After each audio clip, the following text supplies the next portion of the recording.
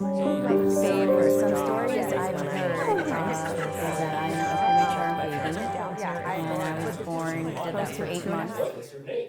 Well, my name is Valeria Palacios. Okay. And where did you, no, when were you born? I was born in Ecuador, South America. The main city, one of the main cities, Guayaquil. Okay. What year? I was born in 1989. Okay. Now, So yeah. any stories about your birth? Well, I remember when I was born, my mom and dad told me that it was raining a lot and it was this very strong storm. And then my sister, she's older than me, like she's 3 years older than me. She was very scared and she thought like it was a bad day. But then when she saw me, she didn't kind of like me at the beginning. But then, yeah, they were very happy having her second child.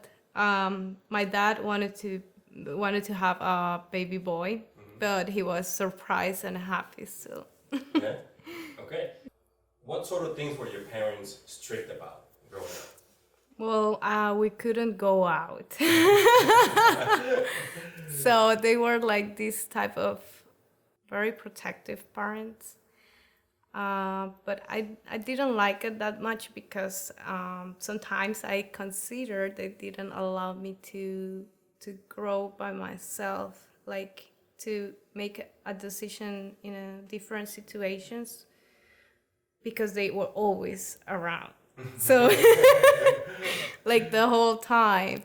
And then I understand it they did it because it was the best for us because there are a lot of crazy people around in this world. And then I see it now better, but still I think they were too protective with us. And then they didn't allow us to go to our friend's house or stay like a short time in the afternoon, not even that. What was the discipline like at home? Very strict. Well, since we were, I was Adventist. My parents still go to the church every Saturday. But since the whole family, I was raised with with that philosophy. My sister and I, we weren't allowed to watch television on Saturdays, like the whole Saturday. Started on Friday, 6 o'clock p.m. and ended on Saturday, 6 p.m. So it's a whole day without watching television, without talking anything that's related to school or friends or parties or songs we hear in the radio. We couldn't turn on the radio. So it was so exhausting and boring. And then I hate it. At the beginning, I think as a child, you have fun at the church and everything's fine because you have other kids around. But when you get to your house, you have other scenario, and then you want to do different things. You want to go to the park, you want to jump, you want to sing, or you want to read magazines. Or well, in that time we didn't have like tablets. I love to read. And then when I was a child too, but I couldn't read any other books that weren't related to the Bible.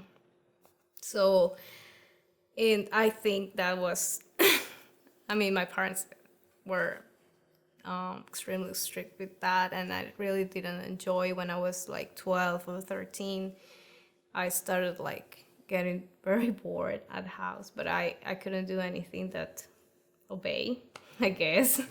And my sister, she also thought like, I don't want to be here, I want to do more stuff. And then when I was like 16 I was always playing on this young orchestra. And then when we had the concerts on Saturday, my mom told me, oh, remember you have to say to the director that you cannot play because you go to the church. And Have you ever told yourself, I do not belong here? yes, of course. Growing up. Growing up, yes. Yeah. Can you remember the first time you said that? And what happened?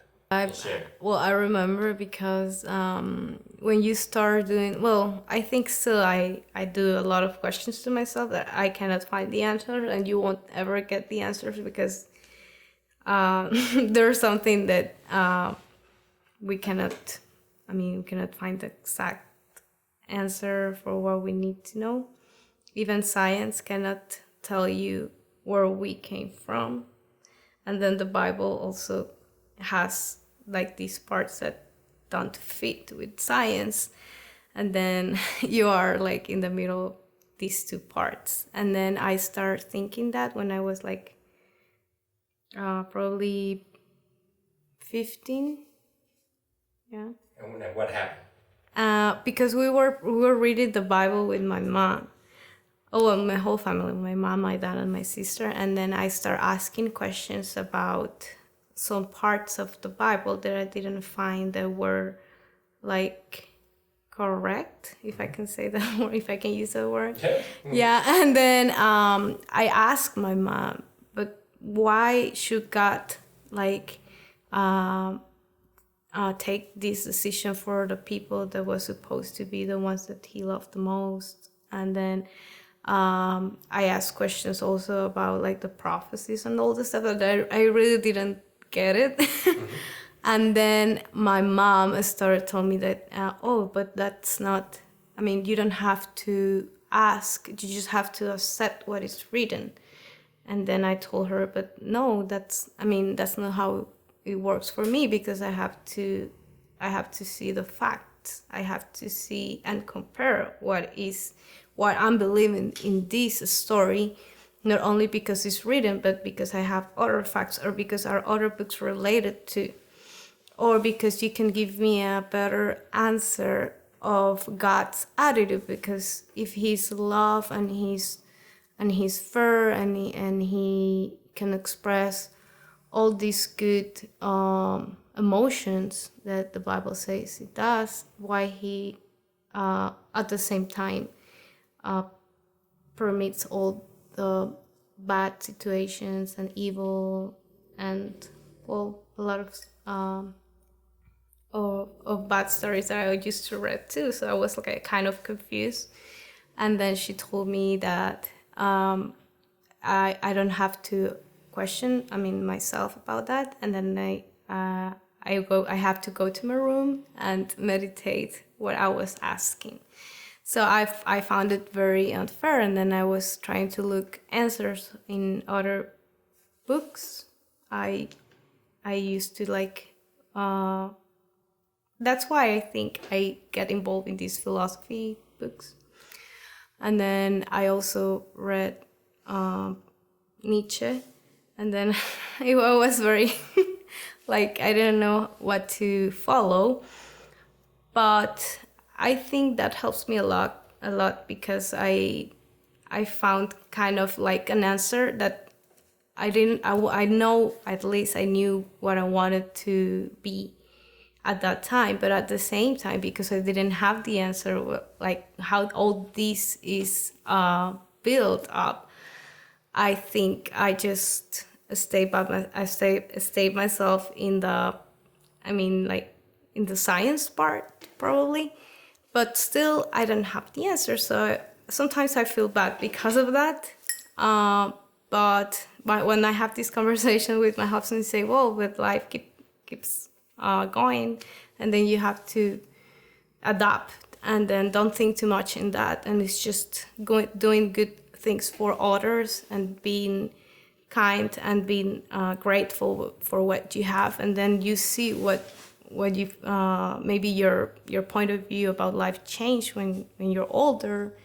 So yeah, it's kind of, it's a constant question I have, and then I still don't have the answer. So why I'm here, or why should I belong in this family? Because they like think different from me. And then sometimes my mom even say that the devil was around me because I was just having normal questions, and then I was also telling how I was feeling about that doesn't make me feel good. But why should I feel spiritual and connected if that didn't inspire me. But I mean, I think she couldn't find a way to connect me probably in other way, like finding other meditations to do. But I used to do Diksha. I don't know if you heard about it. It's a meditation. It's not like a course. Where you do like a little, you experiment in the 2 first sessions. It's like connecting your mind, and then sometimes you repeat some mantras and stuff. It's like an hour, and then you feel peace and you feel good with yourself, and you are aware of the pain of other people or the happiness of other people, and that makes you feel more connected. But I didn't find going to church made me feel like that. And when I told my mom that I was doing that, she told me that that was not correct, that's like the devil's the devil's job that makes me feel like that. So I couldn't speak with her in a deeply way, and because I consider myself a spiritual, but not in the religious way or tendency, but in the part that you close your eyes and then feel that, feel your emotions and feel the connection with your spirit inside. But she says and consider that's not a good option to meditate or to connect with the spiritual part that all we have. So, well, yeah, it's kind of, I mean, there is this mystery that make me feel sometimes sad, could be. But I guess I just keep going, and then with my husband we connect a lot because he thinks a lot like me too in that part. So we can talk about that more. But he has this thing that, he says that Jesus Christ doesn't exist, that God doesn't exist. I mean, he's very atheist, but I'm not like that. I mean, I stand for what I've been experienced as a child, because I remember when I pray, I felt the connection that God listened, because when you pray, it's like kind of a meditation you do. It doesn't matter if it's 10, 5, whatever, I mean, time you want to spend on it. But yes, I do feel it. And that's what I told my mom once. When I pray, yes, I do. But I think that's the most important thing, that you do what it makes you feel better and more calm and stop overthinking things. Yeah, but I think there must be a reason at the end of the journey that brought us here. But sometimes we just cannot understand it. And I still don't know. I mean, I know that I do good stuff for my family, for my sister, my students, of course. And I really love to find music as not as a job, but as a therapy too, because I know the good consequences of being involved and with the music and using it as a tool when you feel bad, when you feel low energy. It activates your brain, makes you feel better. And some Mozart's concerts, they also help you to grow and improve your memory. So there are a lot of good stuff in music, and I'm very grateful to get that opportunity, and now being what am I? I mean, like being a musician and also being a teacher and be able to connect with people through the music. Mm-hmm. Okay. Have you ever told yourself, I am on my own? Yeah, when I was like 20-ish, like maybe 23, 24, probably around that. What happened?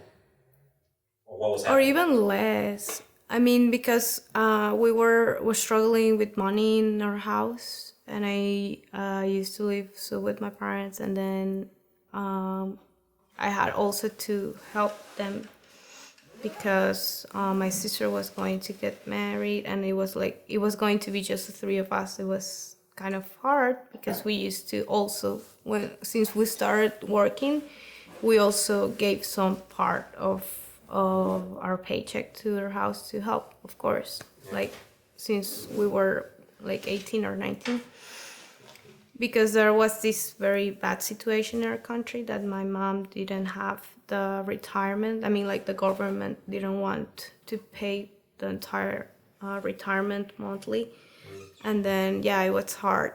So then I learned to be more independent, of course. That helped at the same time. Probably if that wouldn't happen, I wouldn't realize how important it is to learn about how to save money and how to share with the people you love. Yeah. And then yeah, it was this time that I felt like disconnected with my sister because she was getting married. I know it's a very important thing, but at the same time I felt like she didn't want to get involved too much or anymore with the house. And then I felt like a lot of weight on my shoulders because of that.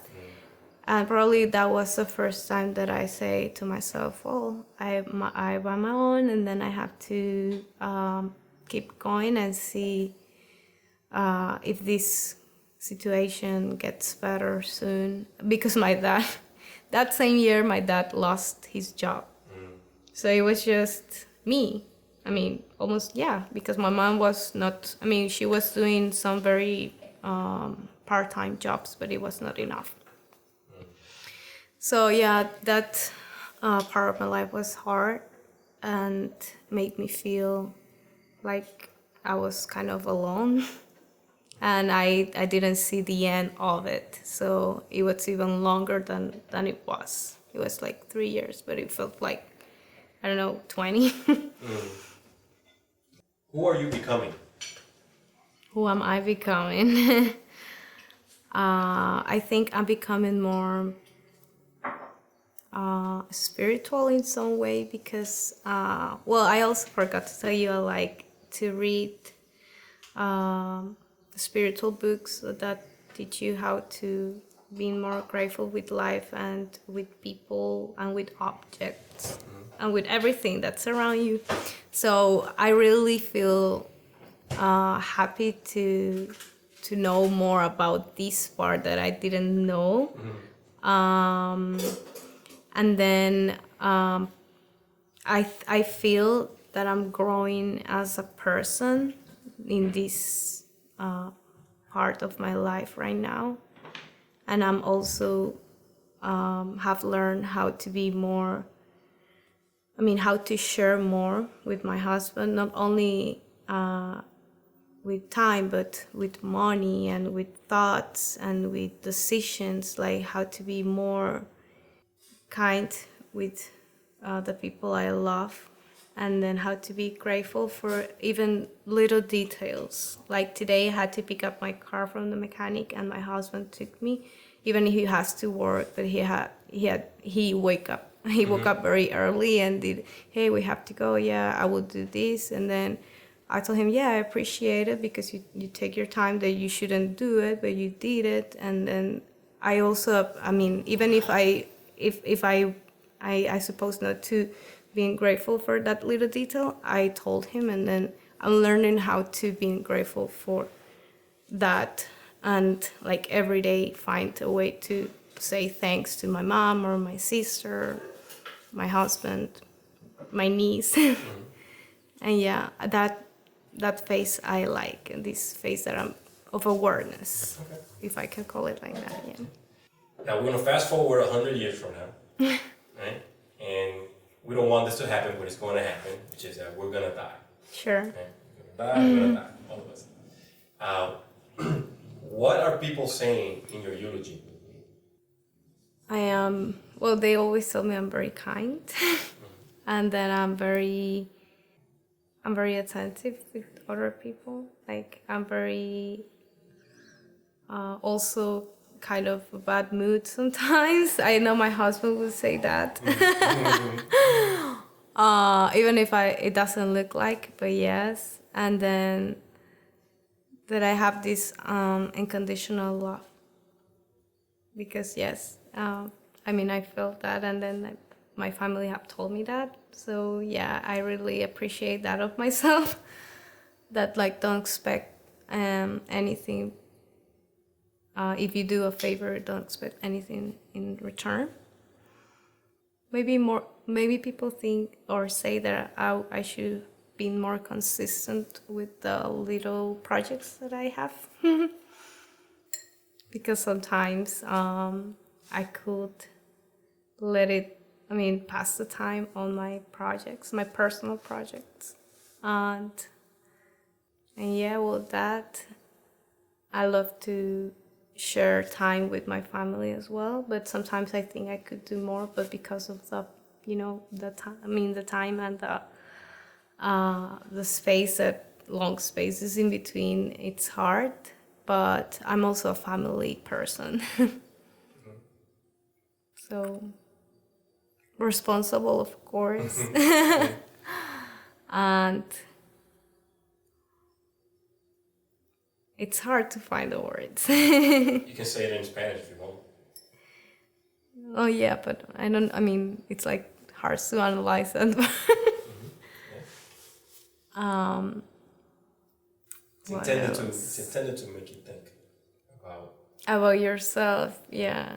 And I don't like that much, but yeah, it's good to recognize the good and bad things. And your eulogy is not right now.